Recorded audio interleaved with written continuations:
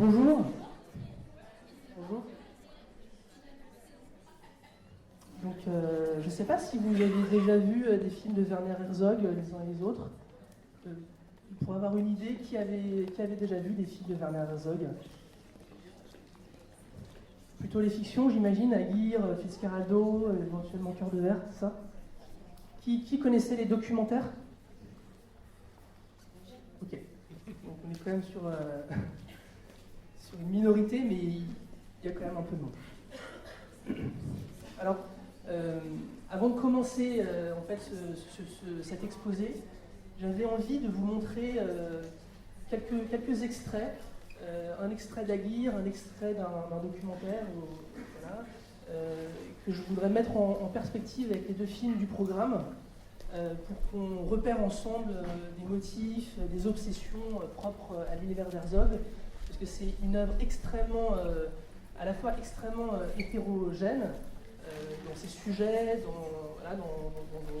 le travail qu'il a mené en tant que cinéaste, en même temps, il y a une espèce de cohérence comme ça dans les motifs qui méritent d'être présentés. Donc du coup, je vous montre rapidement voilà, un premier extrait. Donc on aura Au pays du silence et de l'obscurité, qui date de 1971, Aguirre, La colère de Dieu, 72, et puis du coup les deux films du programme. Alors dans ces extraits, pour vous montrer en quelques plans les motifs obsessionnels du cinéma d'Herzog, bon, il y en a d'autres, mais je trouve que ça fait une bonne introduction. Le chemin. Alors du coup c'est intéressant parce que on a deux incipits pour Au pays du silence et de l'obscurité et pour Aguirre, et puis deux fins de film, La Soufrière et Gasherbrum, et on retrouve donc le motif du chemin, puisque le cinéma de Herzog, c'est un cinéma qui va être obnubilé par la question de la quête, de l'aventure, de la quête dans le paysage, qui est bien aussi une quête intérieure. Voilà, le paysage, et puis bien sûr la brume, la fumée, souvent aussi un rapport au temps un peu dilaté, voilà, des grandes plages comme ça, des espaces vraiment qui s'expriment comme ça dans la durée du plan. La musique, bien sûr, psychédélique ou classique, qui crée un grand sentiment d'intériorité. C'est en tout cas ce qu'il a envie de travailler, de chercher. Alors, voilà, quelque chose en fait toujours un petit peu de nébuleux et en mouvement. Et l'objectif aussi d'animer vraiment l'espace comme s'il était vivant et qu'il était animé d'une vie propre. Alors, ce qu'on remarque aussi dans les deux films Au pays du silence et de l'obscurité de Aguirre, c'est qu'à chaque fois, c'est des films qui partent à la recherche de quelque chose que l'on aimerait voir, mais que l'on ne peut pas voir. Au pays du silence et de l'obscurité, c'est cette femme aveugle qui confie au cinéaste une image rêvée dans une certaine mesure. Dans Aguirre, La colère de Dieu, c'est une expédition conquistador au XVIe siècle qui part à la recherche de l'Eldorado. Donc à chaque fois, il y a ce désir comme ça, de trouver un espèce de territoire imaginé, rêvé, qui se situe comme ça un petit peu dans les limbes de l'imaginaire. Et le travail d'Herzog en tant que cinéaste, ça va être d'essayer de mettre à jour cette image insaisissable que l'on ne peut pas voir. Et on retrouve ça, bien sûr, avec La Soufrière et Gasherbrum, puisque Gasherbrum, c'est le sommet d'une montagne, entre autres, un des sujets du film, un sommet sur lequel Herzog ne peut pas aller. Hein. Donc c'est Messner qui va prendre en charge la représentation de ces sommets. Et puis La Soufrière, c'est de saisir cette image de ces hommes qui restent sur les flancs du volcan jusqu'au dernier moment, avec une incertitude de ce qui pourrait se passer.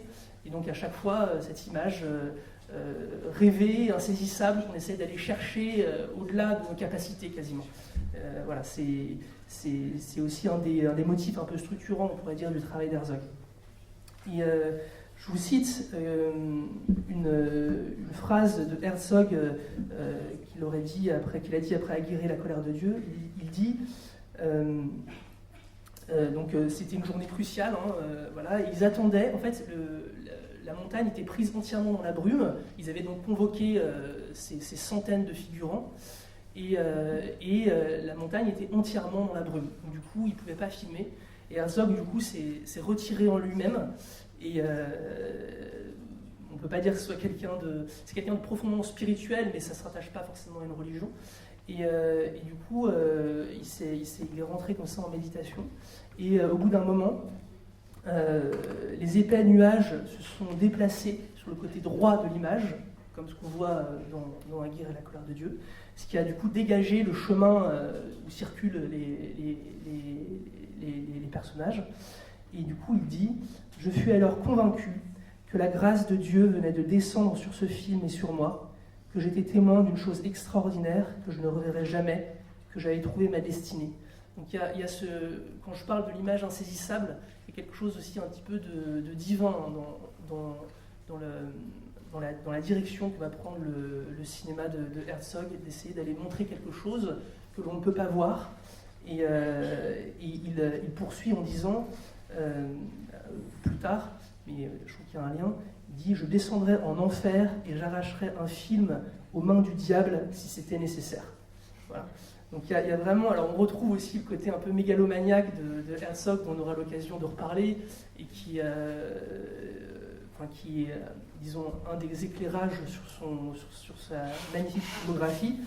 Mais du coup, il y a vraiment cette idée comme ça de partir en quête vers l'image invisible, et toujours placée sous le signe de l'aventure, de l'inconnu. Et on peut ne pas parvenir à représenter cette image, mais en tout cas, il restera toujours l'aventure et cette quête quasiment ontologique qui donc du coup est à la base de son travail.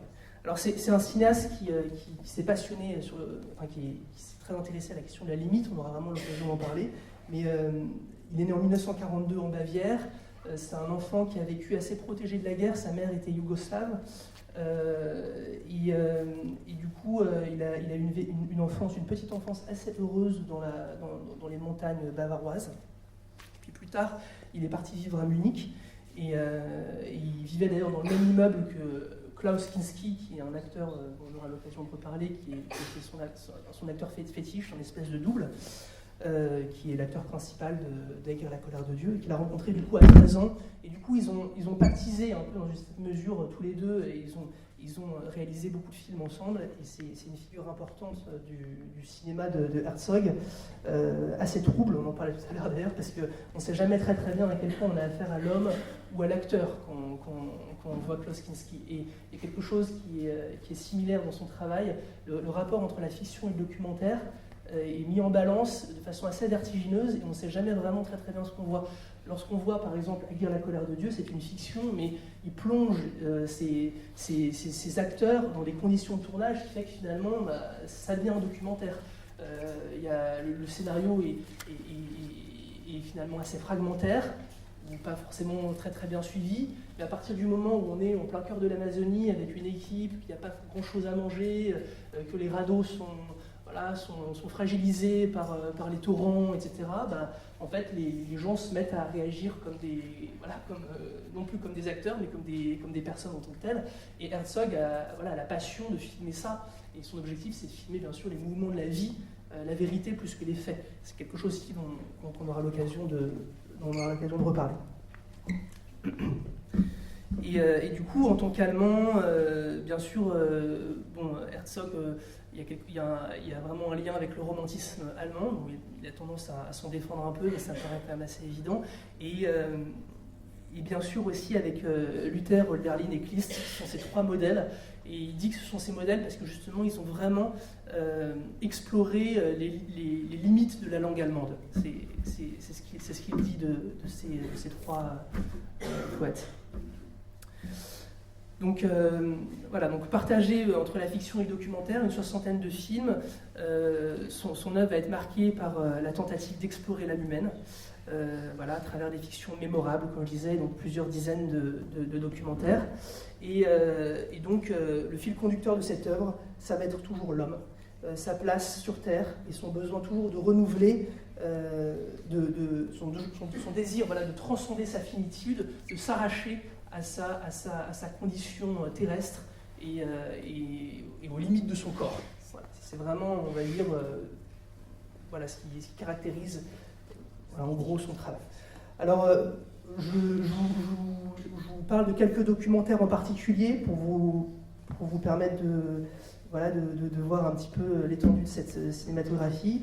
On a en 1973 La grande extase du sculpteur sur bois Steiner, un documentaire très beau, je vous montrerai un extrait tout à l'heure, qui est l'histoire d'un sauteur à ski qui en fait met en garde les organisateurs parce qu'il fait des sauts qui sont trop importants et du coup qui mettent en danger son intégrité physique. Et du coup, en fait, il est obligé de se limiter dans sa performance de sportif. Et par ailleurs, c'est un sculpteur, c'est pour ça que ça donne ce très beau titre, le sculpteur sur bois Steiner, qui du coup, en fait, voit entre sa pratique de sportif et son métier de sculpteur des liens quasi organiques. C'est un artiste et c'est ce qui passionne Herzog. Et bien sûr, il verra en Messner une forme d'artiste aussi plus tard. Et c'est quelque chose aussi dont on pourra reparler. Voilà, un autre film très très différent, c'est Écho d'un sombre empire, qui est sur le dictateur Bokassa, de la République centrafricaine. C'est un film extrêmement dérangeant. Il explore une autre forme de limite à travers les agissements de ce dictateur, qu'on disait cannibale. Il a fait aussi Leçon de ténèbres, c'est sur les conséquences de la guerre du Golfe. Et là, on met au moins 20-25 minutes avant de voir la première figure humaine. Il y a un vrai lien avec la science-fiction aussi, comme dans La Soufrière. Une façon en tout cas d'explorer le documentaire et le réel comme un territoire un peu étrange. C'est quelque chose aussi qui revient assez souvent dans le cinéma de Herzog.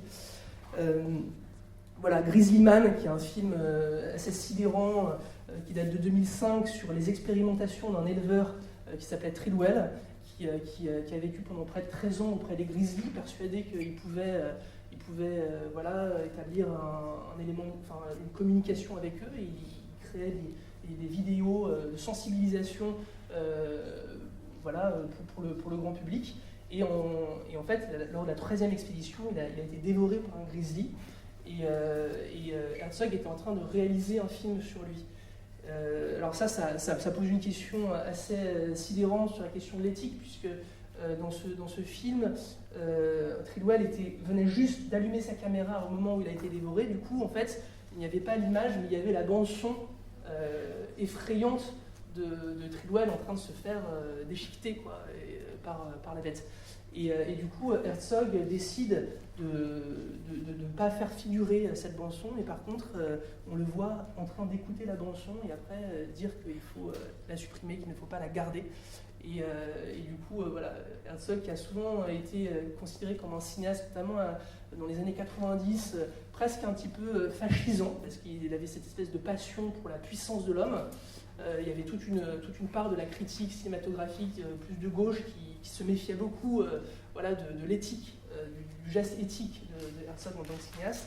Et il y a quand même, justement dans les deux films qu'on verra, mais aussi dans le reste de sa filmographie, je trouve beaucoup d'éléments qui nous indiquent qu'en fait c'est un cinéaste, contrairement à ce qu'on pense, qui n'est pas du tout fasciné par la puissance, mais plus par la limite, et on pourrait même dire la fragilité de l'homme. Ça, on aura l'occasion d'en parler par la suite.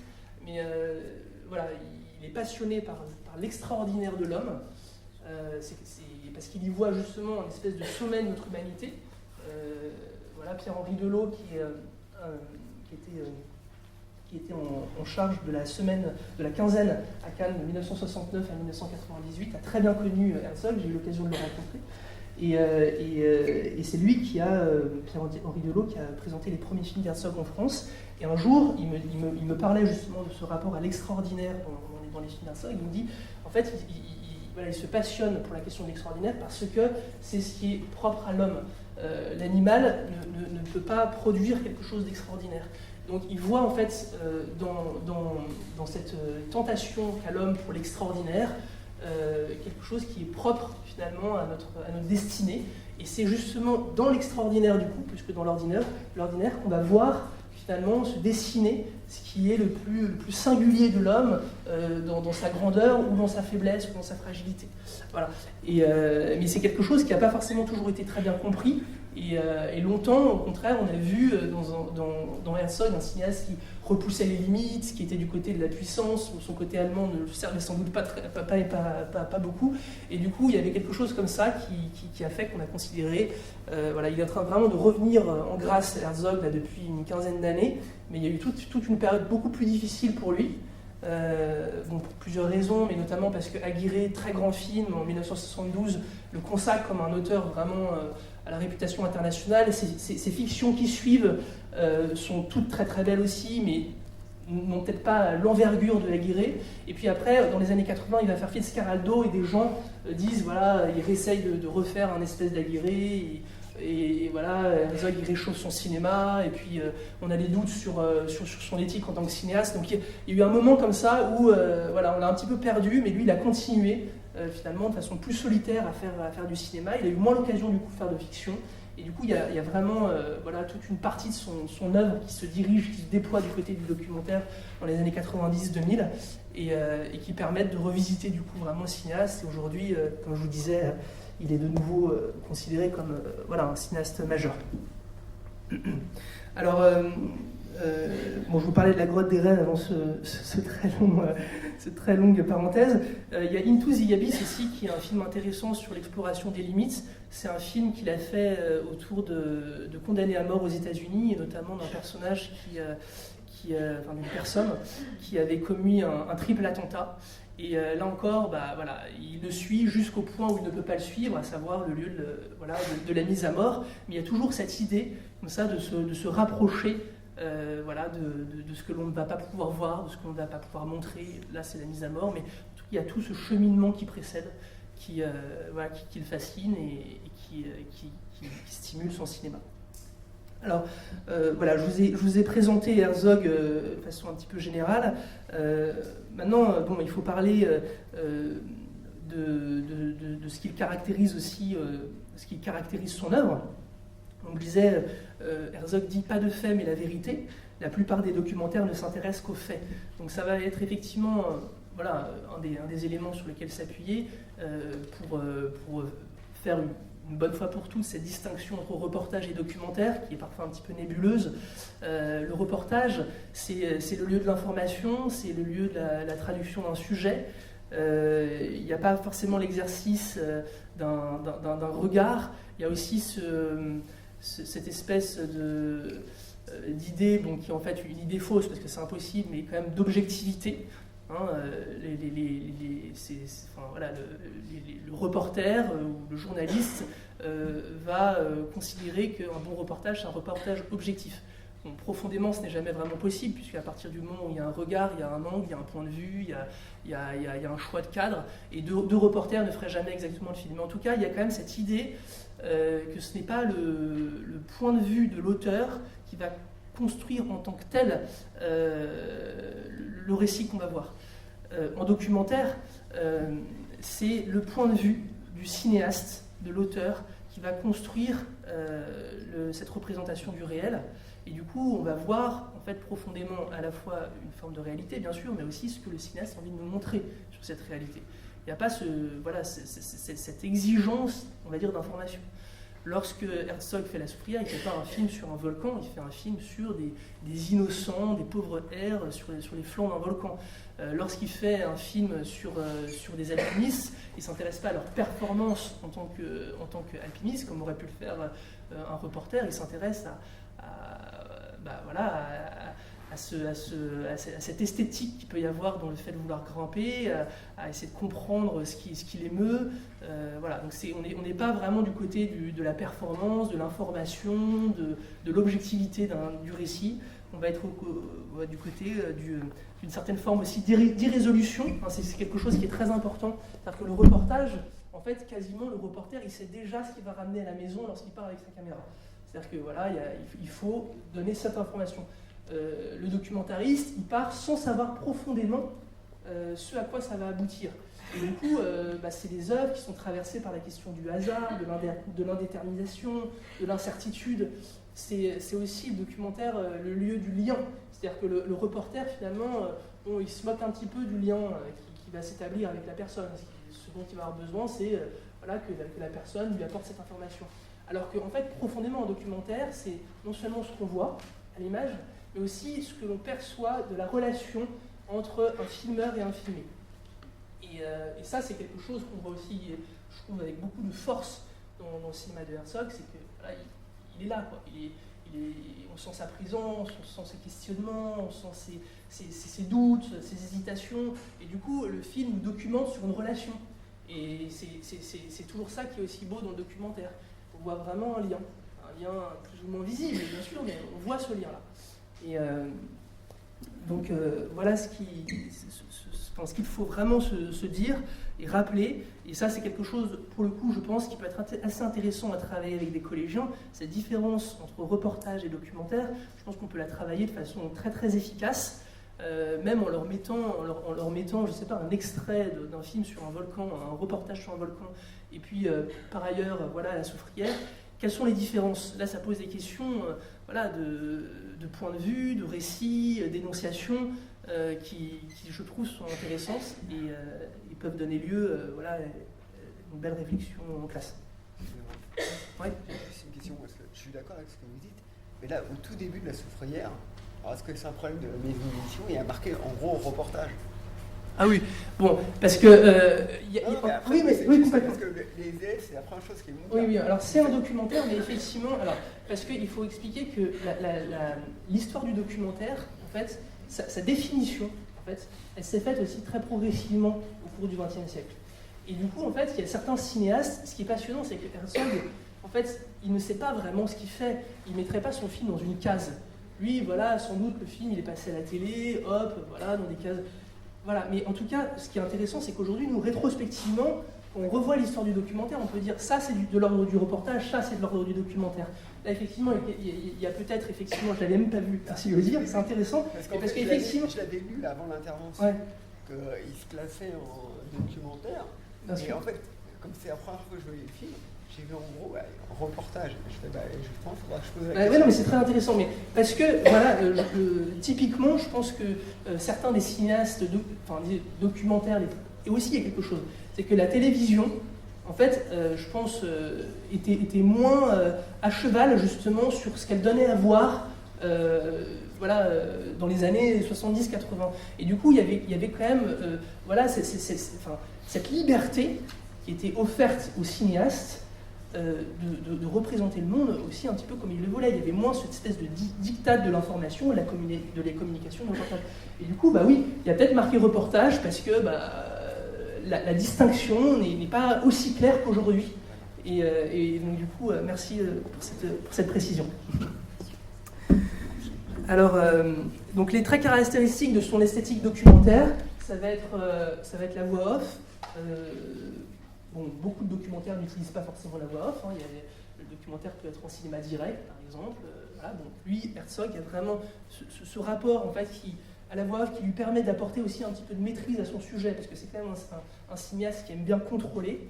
Et donc du coup, quand on évoque ce rapport au hasard, il ne faut pas oublier que Herzog, voilà, c'est quand même un cinéaste de la maîtrise dans une certaine mesure. Donc la voix off lui permet aussi de structurer son récit, et puis aussi parfois de raconter quelque chose qui lui échappe un peu, parce que moi je suis persuadé que quand il a fini le tournage de La Soufrière, il est reparti en Allemagne en disant il n'y a pas de film. Et parce que profondément il avait envie qu'il se passe quelque chose, et il ne s'est pas passé grand chose. Et c'est vrai que la rencontre avec les hommes qui sont sur les flancs du volcan, bon, elle est intéressante, mais elle est fragile quand même pour tenir un film. Donc du coup, il va peupler son film d'une méditation sur le rapport à la limite, à la peur. Il va mettre en scène aussi sa propre équipe, et puis il va imbriquer dans le film cette histoire très belle de Siparis, utiliser l'archive, et du coup pallier aux lacunes du récit inaugural dans une certaine mesure. Voilà. Donc voilà, donc la voix off, un certain sens du récit introspectif qui va toujours être soutenu par la musique, comme je disais tout à l'heure, et puis un rapport à la catastrophe qui lui permet de créer une certaine forme d'art du suspense. Alors du coup, je vous montre tout de suite le deuxième extrait. 30 Kilometer Entfernung auf, die diese Bilder hier aufnahm. voilà, là encore, enfin, voilà, c'est un récit rétrospectif, on sait très bien que ça n'a jamais sauté, et il crée comme ça une espèce de suspense, de tension autour de cette montagne, avec cette voix quand même un peu grave, cette musique qui est derrière sa voix off, la présentation de son dispositif aussi scénique, cette caméra à 35 km. Donc il y a une façon comme ça de nous mettre dans une espèce de situation d'attente de la catastrophe. Voilà, c'est un élément, je trouve, assez intéressant parce que le suspense, c'est pas forcément quelque chose qui est un moteur du cinéma documentaire. Et là, on sent vraiment en même temps le côté aussi cinéaste de fiction d'Herzog qui aime bien jouer avec nos manières d'appréhender l'action. Voilà. Voilà. Alors, d'autres éléments qui sont marquants sur son travail, outre donc cette voix off, ce sens du récit introspectif, l'importance de la parole, bien sûr, cet art de suspense pour dramatiser l'action. Il y a le rapport à l'archive, qui est quelque chose de très présent dans son cinéma. Voilà, bon, je ne reviens pas dessus. Par rapport aux deux films, vous voyez bien de quoi il s'agit. Une certaine forme de lyrisme, on aura l'occasion de reparler. Et puis on trouve vraiment aussi cette chose plus impalpable, mais qui est vraiment le tournage comme aventure et moment de vérité. Et donc, comme je disais tout à l'heure, le documentaire, non pas pour aller saisir des faits, mais pour capter une vérité plus intense qu'il nomme extatique. Et ça, c'est quelque chose d'assez important. D'ailleurs, il utilise souvent des mots comme ça, en lien avec la poésie, extatique, illumination aussi. Ça revient énormément dans l'œuvre de Herzog, l'illumination. Voilà. Et puis, comme je disais tout à l'heure, bien sûr aussi, un documentaire, c'est toujours un film sur un lien, sur une relation. Et Herzog est plus intéressé par les êtres que les sujets. Et du coup, voilà, ce que je vous disais aussi, c'est que le documentaire, on choisit toujours ce qu'on va filmer pour aussi... enfin, voilà, il y a un désir de choisir des personnes ou des sujets pour parler, en fait, au fond, quelque chose qui préoccupe le cinéaste. Et en fait, Herzog, ce qui est passionnant, c'est que son cinéma, on pourrait le voir comme une espèce de forme d'autoportrait, en fait. Et du coup, c'est ça aussi que je voulais vous montrer dans l'extrait suivant. Voilà, donc on voit bien dans le premier extrait que Herzog devient, non seulement il est narrateur, mais il devient acteur de son propre film. Voilà, il désigne ce nuage de fumée, enfin, il prend du coup une place qu'on n'imaginait pas. Et puis dans Gachenbrunn, voilà, il va trouver avec son personnage de Messner un espèce de double rêvé. Ils vont comme ça se mettre d'accord sur une vision et qui pourraient suivre ensemble. Donc voilà, le documentaire comme occasion aussi de raconter quelque chose de soi, en trouvant des correspondances avec des êtres, avec des sujets qui sont dans le monde. Et c'est quelque chose qui, je crois aussi, peut peut-être donner lieu à voilà, peut-être une réflexion, un atelier, je ne sais pas, avec vos élèves, puisque je ne sais pas si la question, enfin si l'autoportrait, le portrait, en règle générale, est présent dans les programmes. En tout cas, je trouve que c'est une façon intéressante de travailler la question du portrait, de l'autoportrait, de voir comment justement il peut y avoir un lien à certains moments.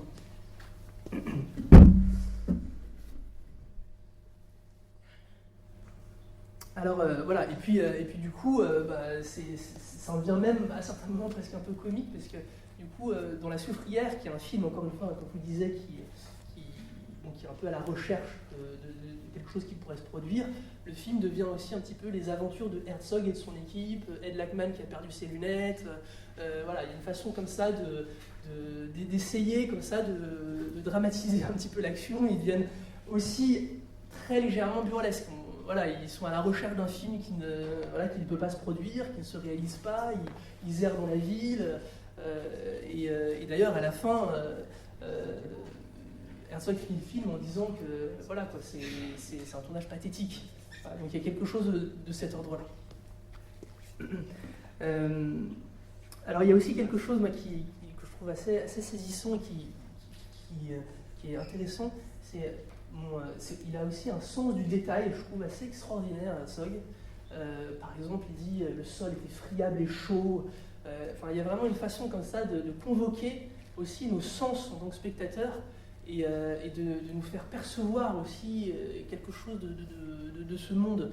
Et donc vraiment, enfin, j'appuie là-dessus, c'est vraiment un conteur, je trouve, assez exceptionnel. En fait, il se tait lorsque la personne qui est en face de lui parle aussi bien ou mieux que lui. Donc, typiquement, dans Gashor Broom, voilà, on l'entend moins, parce que forcément, Messner, c'est quelqu'un qui est sidérant, quoi, par la parole qu'il exprime, qu'il expose. Herzog a moins de choses à dire, mais du coup, c'est très beau qu'à la fin, on sente finalement voilà, qu'il y a quelque chose qui coïncide dans leur rapport au monde, et donc il n'a pas besoin de parler, et là, il écoute, et puis à la fin, voilà, ils se mettent d'accord sur une correspondance, on va dire. Alors, je vais vous montrer un autre extrait, un extrait de Gashor, non pas de Gashor Broom, de la grande extase du sculpteur sur bois Steiner. Le rêve d'Herzog, petit, c'était d'être sauteur à ski. C'était son rêve, il voulait être champion du monde. Il a toujours eu des objectifs assez hauts. Et donc, voilà, il voulait être champion du monde de saut à ski, c'était son objectif. Il fait cette promesse quand il avait une dizaine d'années. Et son meilleur ami d'enfance a eu un accident extrêmement grave voilà, lors de l'entraînement. Du coup, il s'est dirigé vers le cinéma pour notre bonheur. Et il a fait un film. Alors, le sauteur à ski, c'est un personnage qui revient assez souvent dans son cinéma, puisque pour lui, d'ailleurs, ça s'explique très bien. Hein, c'est Icare, en fait. Hein. Le sauteur à ski chez Herzog, c'est justement typiquement ce personnage qui repousse nos limites terrestres, et qui va à un moment comme ça voler et toucher à quelque chose qui est de l'ordre de l'extase. Et donc, du coup, je vous montre un extrait.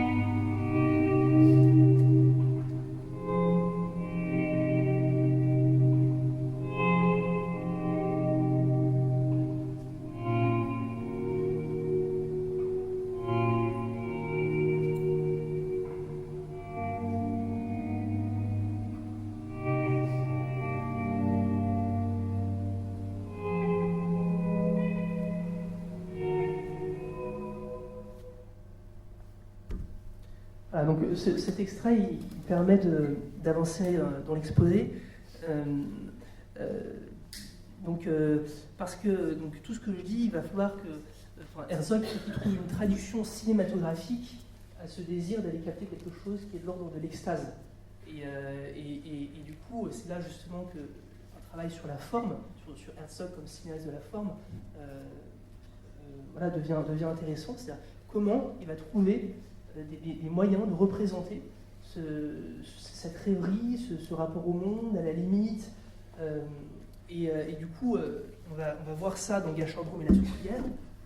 Mais il dit cette chose, voilà, que je vous lis. Il y a des strates profondes de vérité au cinéma, ainsi qu'une vérité poétique extatique. Elle est mystérieuse et insaisissable, et elle ne peut être atteinte que par la fabrication, l'imagination et la stylisation. Voilà. Donc, on voit bien que, en tant que cinéaste, documentariste, il ne va pas se contenter de capter tout cru le réel. Ça, c'est un espèce de grand rêve comme ça des gens qui imaginent que le documentaire, il suffit de mettre une caméra, non. C'est un travail, un point de vue, voilà.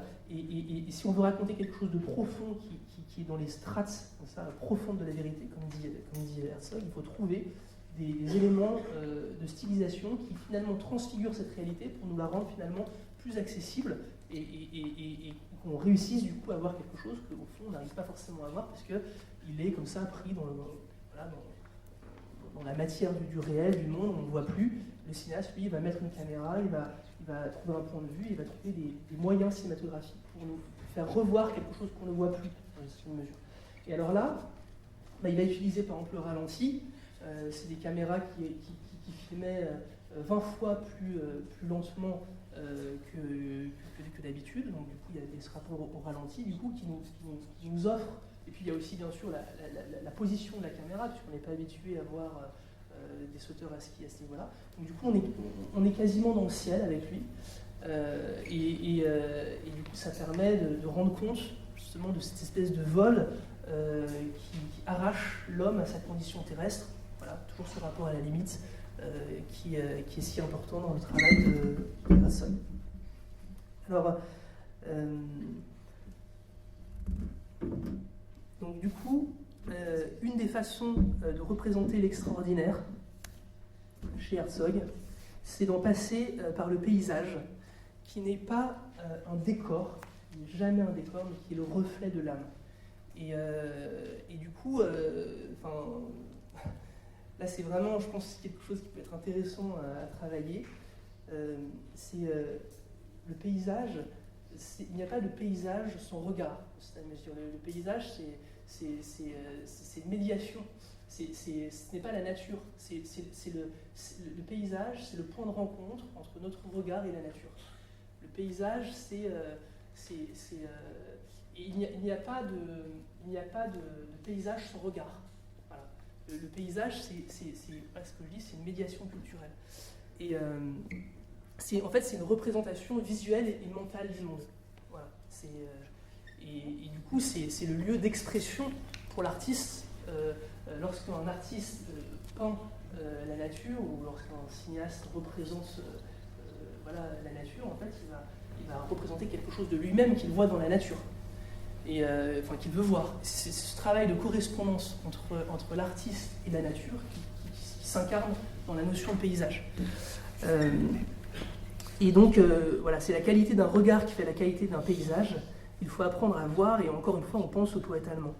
Alors, dans Gasherbrum, ce qui me permet de dire ça, bien sûr, c'est ce que je vois dans les images. Et dans Gasherbrum, il énonce son programme poétique au début. Il dit « Notre idée n'est pas de réaliser un film sur l'alpinisme. Ce que nous voulions découvrir, c'était ce qui se passe dans la tête des alpinistes lorsqu'ils se lancent dans des entreprises aussi extrêmes. Ces montagnes et ces sommets n'existent-ils pas au fond dans l'âme de chacun d'entre nous ?» Voilà. Donc les sommets sont vus par Herzog comme un paysage intérieur. Et donc en fait, pour Herzog, en réalité, les alpinistes gravissent quelque chose qui est en eux. Bien sûr, c'est montagne, mais c'est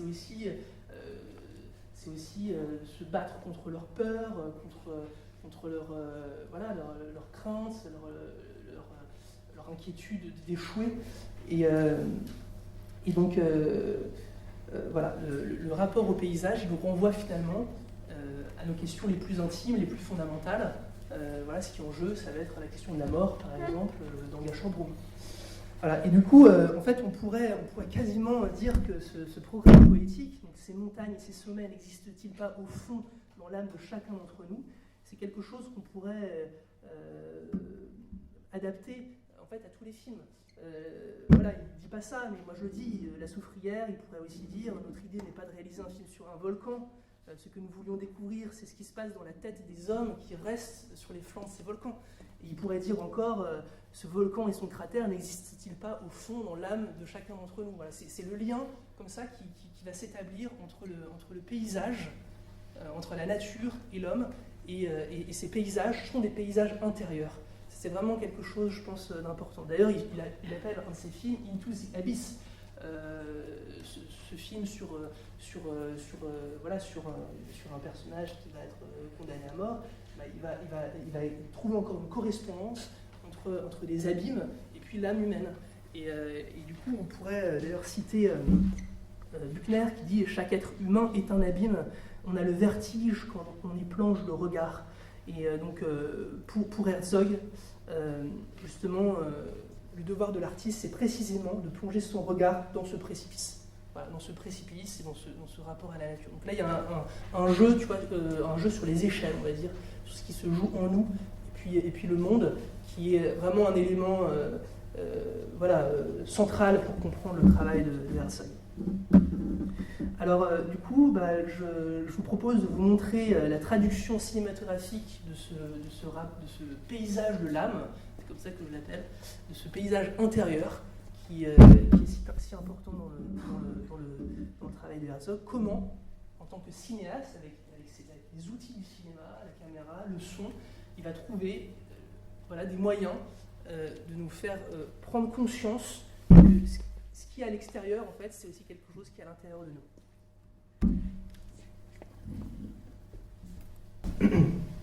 Voilà, mon objectif, c'est vraiment d'essayer de vous montrer des figures cinématographiques qui permettent aux cinéastes de créer cette correspondance, ce lien entre l'homme et la nature à travers justement des représentations du paysage. Et du coup, en fait, on voit ces panoramiques à 360 degrés, ces travelling, ce jeu sous les axes avec ces plongées, ces contre-plongées, contribuent en fait à présenter le monde dans sa grandeur, dans une certaine mesure. Et puis en fait, c'est aussi tous ces éléments d'écriture cinématographique deviennent comme des espèces d'éléments quasiment comme des rites, quasiment, moi je le vois comme ça, qui scandent comme ça la narration et qui révèlent la part sacrée qu'il y a entre l'homme et la nature. Et donc voilà, la lenteur en plus contribue à créer quelque chose qui est quasiment presque un peu liturgique, je trouve, associé à cette musique, souvent spirituelle, sacrée. Voilà.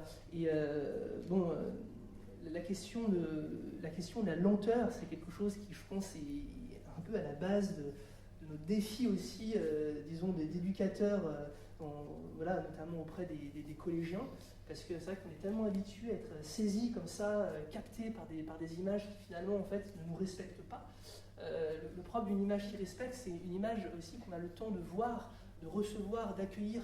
Et là, il y a quelque chose vraiment de cet ordre-là avec Herzog, c'est-à-dire qu'il nous confie un morceau du monde, et pour qu'on puisse vraiment le ressentir dans notre corps, le vivre en fait, ce plan qui est un espace, pour qu'on puisse l'habiter comme une demeure dans sa mesure, il faut du temps, il faut qu'on puisse le sentir, il faut qu'on puisse l'éprouver, il faut qu'on puisse même être agacé par sa durée dans une certaine mesure, à certains moments. C'est ce qui fait aussi qu'il va rentrer comme ça dans notre mémoire de spectateur. C'est quelque chose d'assez fondamental. Et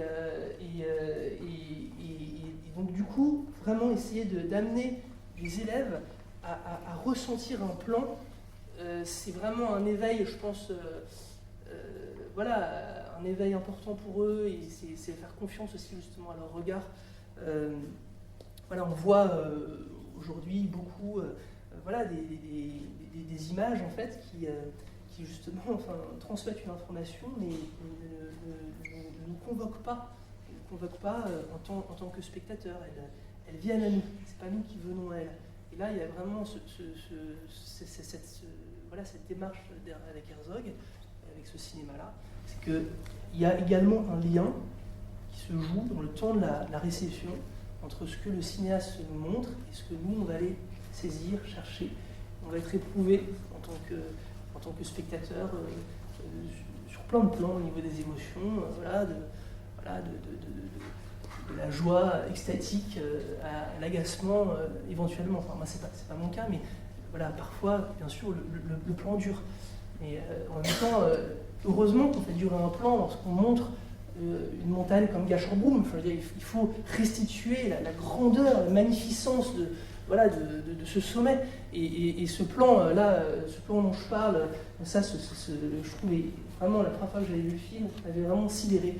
C'est-à-dire ce long panoramique comme ça, qui nous permet du coup de comprendre profondément en fait l'épreuve à laquelle vont se soumettre ces deux alpinistes.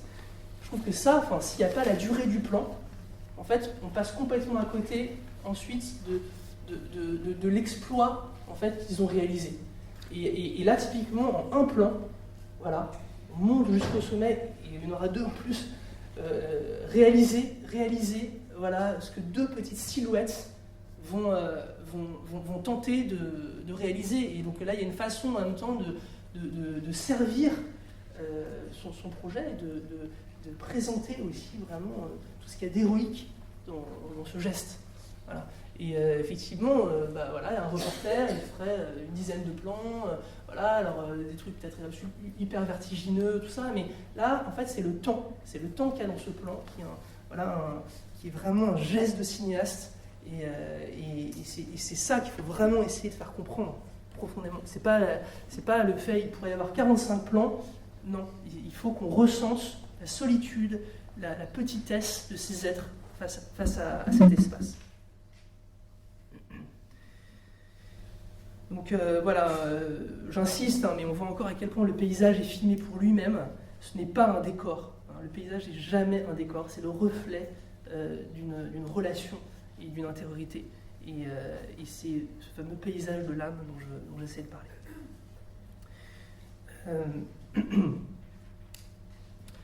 Alors,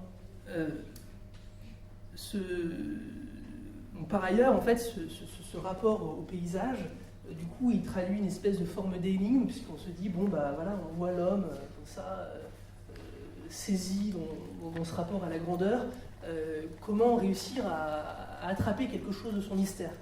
Et du coup, voilà, quelque chose qui traverse son cinéma, ça va être le rapport à la parole. Et du coup, on va travailler un tout petit peu là-dessus aussi, avec le temps qui me reste.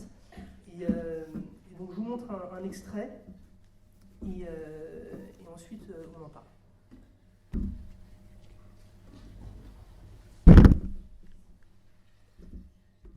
Je vais juste expliquer pourquoi je dis l'impuissance de la parole quand même.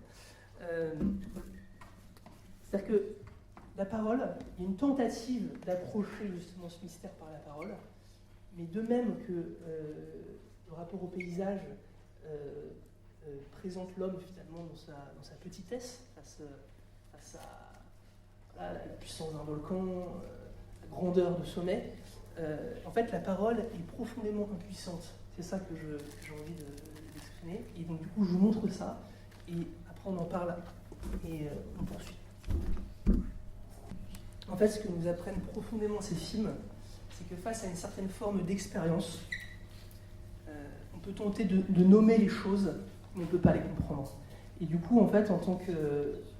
voilà, c'est typiquement là aussi un endroit où s'exprime le documentaire, où vous ne pourrez pas aller le reportage. C'est cette phrase absolument extraordinaire de Messner qui dit mon être tout entier étant la réponse. C'est sidérant. Et puis ces hommes aussi, ces hommes qui n'ont rien à dire finalement. Ils sont là, c'est tout. Et donc la réponse finalement de Messner, elle va être à Herzog, elle va être existentielle. Voilà, mon être tout entier étant la réponse. La réponse des hommes sur le volcan, elle va être spirituelle. On est là comme Dieu l'ordonne. Voilà. Et donc du coup, encore une fois, Herzog nous exprime que voilà, il reste un mystère. Et c'est ça en fait profondément qu'il a envie d'explorer lorsqu'il dit qu'il veut aller à la rencontre de l'âme humaine. Et il y a quelque chose finalement qui est sans fond, voilà, comme les abîmes, comme les monts, quelque chose auquel on peut pas toucher, auquel on ne peut pas aboutir. Et du coup finalement, sur un plan presque un peu métafilmique, c'est hyper intéressant que Herzog ne puisse pas filmer certaines choses, qu'il ne puisse pas aller jusqu'au sommet, qu'il ne puisse pas montrer le volcan en train d'exploser. Il y a des choses en fait, qu'on ne peut pas voir, qu'on ne peut pas montrer. Et c'est ça, en fait, profondément une des leçons d'Herzog qui, du coup, le place justement à l'opposé de cette critique qui a tendance à voir en Herzog un cinéaste justement de la toute-puissance. C'est exactement l'inverse. il travaille la question de l'extraordinaire, de la puissance de l'homme, et pour justement nous montrer à quel point il y a des choses qui ne sont pas représentables et qui restent voilà, de l'ordre voilà, de l'énigme, du mystère. Voilà, ça c'est vraiment quelque chose qu'il faut réussir à exprimer. Et du coup, en fait, il reste quel type de parole? On quitte finalement, disons, le rapport au langage, à la communication, et puis on rentre dans quelque chose qui est de l'ordre, oui, d'une expression de soi plus irrationnelle, plus intime. Et là, on touche, mais sans saisir, on touche à quelque chose de l'âme de ces gens-là. Lorsque Messner se met à pleurer, lorsque ces hommes finalement chantent tout simplement. Donc voilà, c'est pas le langage, c'est des formes d'expression de soi plus irrationnelles. Ça va être le rêve, ça va être les pleurs, ça va être les prières des hommes qui accompagnent Messner et Kammerlander. Voilà. Là, on touche à quelque chose du rapport sacré entre l'homme et le paysage, et le film retranscrit ça. Voilà. Les films retranscrivent ça. Ils retranscrivent voilà, cette incapacité à dire entièrement l'homme, et du coup, au fond, à remettre au spectateur une image de notre humanité dans toute sa splendeur et son incompréhension, on pourrait dire. Et alors, il y a deux types de paroles aussi très, très, très différents dans ces deux films. C'est intéressant aussi à mettre en parallèle. On a le discours de Messner, discours d'occidental cultivé, voilà, un récit hyper rodé, très très intelligent, magnifiquement argumenté. Et puis de l'autre côté, on a des hommes qui nous proposent des bribes comme ça de conversation, à peine tirées de leur sommeil, des fragments.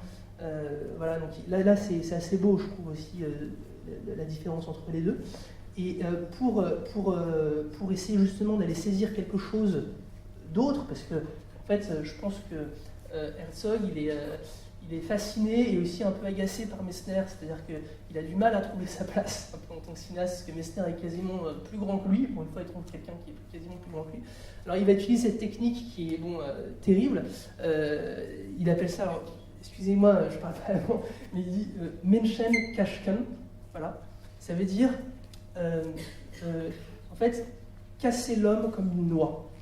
Et ça, c'est une technique qu'il a beaucoup employée dans son cinéma.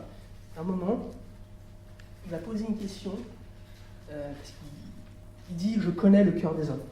Donc, voilà. Il va poser une question, il va fracturer la personne. Il va trouver quelque chose, un point, où il va fêler le discours de la personne, non pas pour le montrer dans un état de soumission ou de faiblesse, mais pour nous permettre de voir quelque chose qui se dissimule derrière l'apparence. Et du coup, Messner, qui est cet homme qui nous captive, mais qu'on ne rencontre pas aussi, enfin, qu'on rencontre à travers l'intensité de son récit, mais il y a quelque chose de lui qui n'est pas montré jusqu'au moment où Herzog, dans l'intimité de cette tente, c'est toujours très important, le dispositif documentaire, c'est cette parole, elle surgit à quel moment? Bien sûr, Herzog, il sait au moment où il va poser cette question, il a sans doute réfléchi, au moment où il a posé cette question, ils sont comme ça sous la tente, dans une espèce d'intimité, sans doute à deux, voilà, le cadre est posé, ils ont dû parler d'autres choses avant, et là il va poser cette question qui fait basculer Messner dans un autre rapport au film. Et alors, en fait, moi je travaille pour Potemkin, qui est une société qui a distribué ce film, et on l'a édité en DVD, et du coup on est allé voir Messner en 2014 à Chamonix, et c'était assez impressionnant de le rencontrer. Et en tout cas, vraiment, il aime beaucoup le film, et je veux dire, il ne se sent pas du tout, il ne s'est pas senti dépossédé, trahi du fait de la présence de cette séquence dans le film. Il trouve que voilà, elle est nécessaire et qu'elle est belle, et il trouve aussi que son choix est extrêmement judicieux dans le montage, puisque cette séquence apparaît juste avant une autre séquence, alors qu'elles n'ont pas du tout été filmées au même moment. Ça, c'est encore une fois le cinéma documentaire, le grand art du montage. cette scène, elle précède celle où, dans la nuit, donc dans le film, Messner et Kammerlander s'apprêtent à partir, et Messner, très calmement, explique comment Herzog devra procéder s'ils disparaissent. Et je trouve que vraiment, la collision entre ces deux séquences est très très forte. Et donc voilà, ce rapport à la parole qui du coup nous permet de saisir ces êtres dans leur dénuement. Et du coup, le dénuement des personnages, hein, c'est toujours pareil, on ne sait jamais très bien comment les nommer, et voilà, de la soufrière, est évident, ils sont saisis dans une espèce de forme d'innocence, voilà, dans le sommeil. Et puis Messner, lui, il va se révéler à nous dans son innocence d'autres manières. Sa nudité, ce moment où il va prendre ce bain glacé, qui peut apparaître aussi comme une très belle figure quasiment de la naissance, hein, cette poche d'eau comme ça. Et il est là nu dans la glace. Il a préalablement parlé de sa mère, qui est si importante pour lui.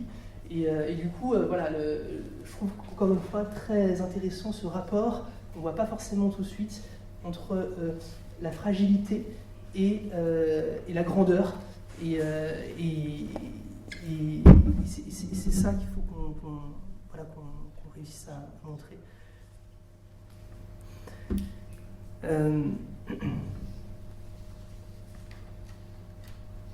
Alors du coup, ce que je voudrais dire pour conclure quasiment, c'est si l'âme reste ce territoire, cet espace énigmatique, mystérieux, qu'on ne pourra pas entièrement mettre à jour, heureusement. Du coup, le film, en plus de raconter cette quête vertigineuse, de rendre compte de l'âme de l'homme, elle va aussi, le travail d'Herzog, il va faire du cinéma le lieu de l'expression de la limite de l'humanité. Et c'est aussi quelque chose qui est important. C'est justement, en fait, par sa condition aussi terrestre, par sa finitude, le fait que ça soit un être limité, que l'homme, en fait, est aussi profondément gracieux et divin, parce que ça lui offre la possibilité, à certains moments, de s'extraire de sa condition terrestre pour tutoyer un peu les anges. C'est quelque chose, on ressent encore le lien avec la poésie allemande, Rilke notamment. Et du coup, il y a vraiment cette chose-là dans le travail d'Herzog. C'est si on était déjà des anges, bon, c'est pas très intéressant. Et c'est ce rapport-là, justement, entre la terre et le ciel, qui est très visible aussi à l'image, qui traverse aussi finalement son cinéma, ce rapport entre la terre et les terres.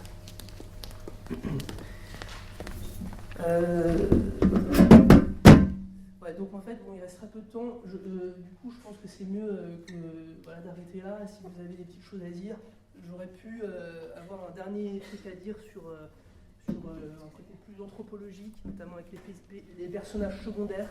Et je pense que c'est quand même assez évident. Donc du coup, je vous laisse.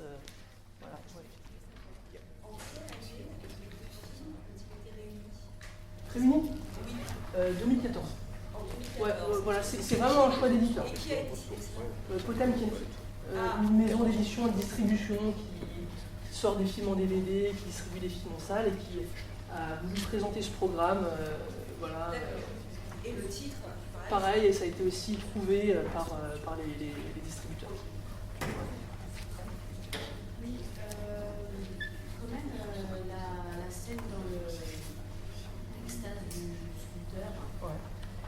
Et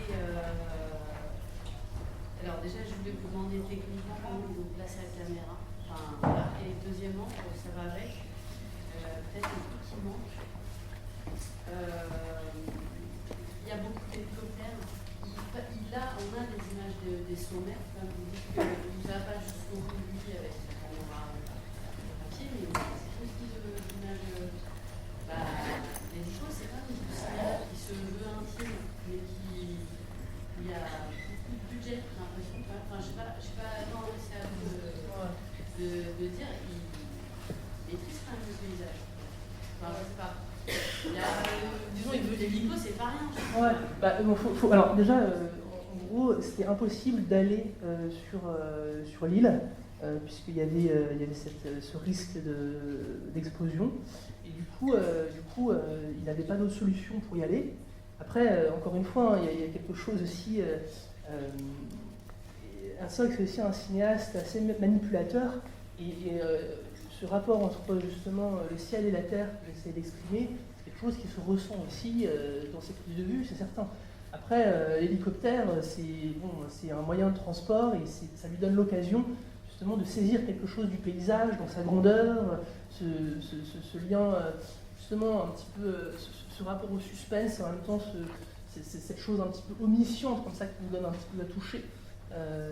C'est sûr et certain. Après, non, franchement, alors justement, c'est pas des films à gros budget, ils sont 3 pour La Soufrière, ils ont pris de véritables risques. C'est-à-dire que Herzog, encore une fois, en partie mis en scène, ça fait toujours partie de la mythologie comme ça un petit peu herzogienne, mais il avait dit, toujours à Pierre-Henri Delot, dont je parlais tout à l'heure, et qu'il avait rencontré à Paris juste avant de prendre l'avion pour partir justement aux Antilles, il avait dit, c'est simple, si ça explose, on creusera un trou et puis on mettra les bobines dans les trous, et comme ça, la postérité pourra voir ces images de volcans. Voilà, donc il y a quand même cette idée qu'on met en danger sa propre vie, quoi. Et après, sur les moyens en tant que tels, non, c'est des petites équipes, ils sont 3. Et puis il y a aussi, par exemple, cette chose de... En fait, ça ne serait pas du tout pareil aujourd'hui parce qu'on prendrait justement un drone et puis on irait filmer dans le cœur du cratère ou au sommet de la montagne. Là, ce qui intéresse Herzog, c'est justement le point jusqu'auquel il peut aller avec sa caméra. À un moment, il ne peut plus avancer, il ne peut pas aller plus loin, il est limité justement dans son entreprise de cinéaste.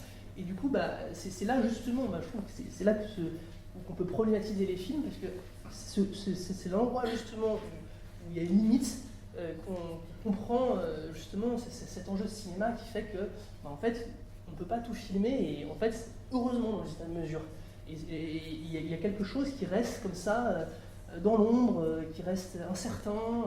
Donc voilà, c'est pas des grandes équipes, et je ne sais pas si je réponds en partie à la question.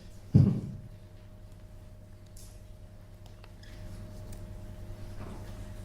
je trouve qu'il met en scène la limite et qu'on voit bien qu'il est au-dessus. Voilà, on voit bien qu'il n'a pas les moyens d'aller au-delà. Il a les moyens de s'en aller de la Soufrière. Ouais, le film, il est ambigu à ce niveau-là. Je n'ai pas vu sur le montrer la limite de ce qu'il peut aller. Mais par exemple, voilà, Gachor-Broom, il confie une caméra millimètre, il n'y va pas. Après, ce qui se passe, c'est tout simplement aussi que le volcan n'explose pas, donc on n'a pas vu aussi à quel point, justement, Herzog, jusqu'où il serait allé. Est-ce qu'il aurait fui? Ça, effectivement, ça restera toujours... Mais en tout cas... C'est pas un signe d'humilité de la part de Messner ou de sa part, d'aller jusqu'à la limite où on va peut-être mourir. C'est pas un signe d'humilité, au contraire, c'est un signe d'égalomanie totale et de... Ah non, ça j'ai pas dit le contraire. Non, j'ai jamais employé l'humilité pour parler d'Herzog. Non, c'est clairement un mégalomaniaque, mais qui, je trouve, réfléchit très très bien justement à notre rapport au monde et ce lien entre justement un rapport de puissance et puis de limite. Et cette chose-là, là vraiment, pour le coup, je suis très attaché à ça, qu'il restitue une part de l'homme qui au-delà de ses capacités extraordinaires, est aussi fragile. Et c'est quelque chose qu'il faut voir et qu'on n'a pas suffisamment. D'ailleurs, il a beaucoup filmé des handicapés, des nains, des fous. Il s'intéresse à cette chose-là, mais pas pour montrer la part monstrueuse de notre humanité, pour montrer justement ce lien très, très ténu qu'il y a entre l'extraordinaire et le fragile.